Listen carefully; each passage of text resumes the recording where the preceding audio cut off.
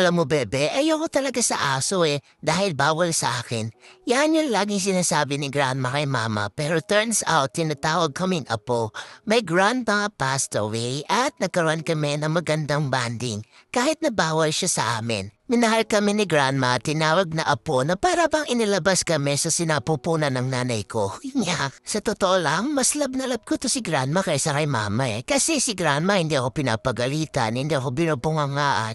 Tapos kung ano-ano din yung binibigay niya sa akin. Tapos kahit anong pagkain, naabot niya sa akin. Wag lang yung chocolate tsaka grapes kasi bawal daw talaga sa akin yun dahil mag-aaway talaga sila. Pero kahit anong pagkain, ibinibigay niya sa akin. Kahit nga plastic, ibibigay niya sa akin para lang ma-fulfill yung kasiyahan ko. Ganyan ang grandma. Siyempre, ano ka niyan, ito-tolerate yung mga gusto nyo para lang hindi kayo magkulit. Diba? Ganun talaga. Ang anak mapapalo pero nga apo, never mapapalo. Naalala ko, lagi ako nakatanghod kay grandma kasi palihim niya akong inaabutan ng kung ano-anong pagkain sa table food niya.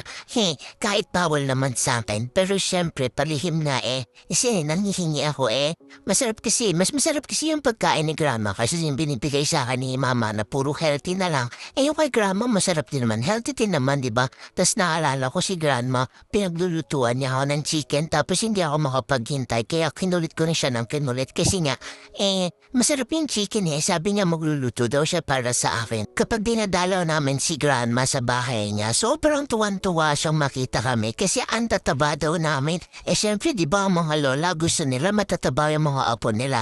Ang bunting-bunting daw ni Leora, tabachi yan, kain ng kain yan Kahit na hindi na namin makikita si grandma, alam namin na kapag oras na namin, siya yung susundo sa amin at pwede na kami maglaro ng matagal na hindi na nag-worry na baka magkasakit siya ng dahil sa amin. We'll miss you, grandma, and hanggang sa muling pagkikita. I love you.